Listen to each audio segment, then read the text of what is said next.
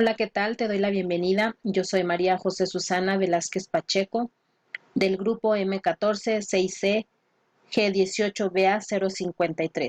Mi facilitador, el doctor Demetrio Eduardo Santiago Arenas. Uno de los objetos de estudio de la química es la materia, sus propiedades, su composición, los tipos, así como las partículas atómicas que la constituyen. El átomo y sus alcances. Universo natural. Actividad integradora 1. Te hablaré del átomo y de sus alcances. El átomo es la partícula más pequeña que construye la materia. El átomo se compone por subpartículas atómicas. A su vez, está formado por uno o varios grupos de electrones de carga negativa que orbitan alrededor del núcleo, el cual está formado por neutrones y protones. Los neutrones son partículas sin ningún tipo de carga, mientras que los protones tienen una carga positiva. Entre el núcleo y los electrones hay un gran espacio llamado espacio vacío. La construcción del conocimiento acerca de la naturaleza del átomo se dio gracias a las aportaciones e ideas de varios científicos. Aquí les hablaré de los 4 modelos atómicos de John Dalton, Joseph John Thomson, Ernest Rutherford y de Niels Bohr. Modelo atómico de John Dalton. Este fue el primer modelo atómico con bases científicas. Propuso un modelo atómico donde afirmó que la materia está formado por átomos, partículas pequeñas, indivisibles e inalterables. Dalton descubrió la llamada ley de las proporciones múltiples, que rige el peso de los elementos que intervienen en una reacción química. Los elementos están formados por átomos, partículas materiales minúsculas que no pueden crearse, destruirse ni dividirse. También indicó que todos los átomos de un mismo elemento son iguales. Por otro lado, los átomos de distintos elementos son diferentes entre sí, y que los átomos de distintos elementos se combinan formando compuestos. El modelo atómico de Dalton se representa como una esfera. Modelo atómico de Joseph John Thomson. La aportación de Thomson a la química fue el descubrimiento dentro del átomo de unas partículas de carga negativa llamados electrones, y dado que el átomo era neutro, supuso que había dentro de él partículas positivas. El modelo que propuso en 1899 es visto gráficamente como una esfera de materia positiva, inmersa de electrones que asemeja a un pudín o un pastel con pasas, por lo que se desecha el postulado de John Dalton que afirma que el átomo es indivisible e inalterable.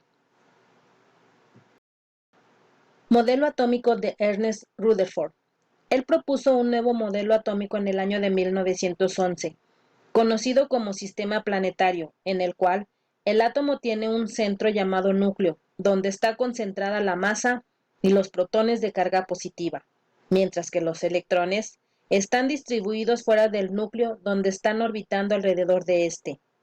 Evidenció que las partículas positivas en los átomos llamados protones que poseen mayor masa que los electrones. Modelo atómico de Niels Bohr. En el año de 1913, Bohr modificó el modelo de Ernest Rutherford. Propuso que los electrones se mueven alrededor del núcleo en una distancia constante, en órbitas definidas con una energía fija. Cuando más cerca del núcleo esté una órbita, será de menor energía. Cuando los electrones permanecen en una misma órbita, el átomo conserva su energía, pero al cambiar de órbita, el átomo absorbe o emite energía principalmente en forma de luz. Reacción química. Es aquella que tiene un proceso mediante la cual uno o dos o más sustancias llamadas reactivos o reactantes que cambian significativamente en el proceso, donde se puede consumir considerable energía. Esto significa que toda reacción química somete a la materia a la transformación, alterando su estructura y composición molecular. En este ejemplo se muestra una ecuación química sobre la formación de un compuesto orgánico del lado de los reactivos. Tenemos al carbono y el oxígeno, y del lado de los productos tenemos el monóxido de carbono.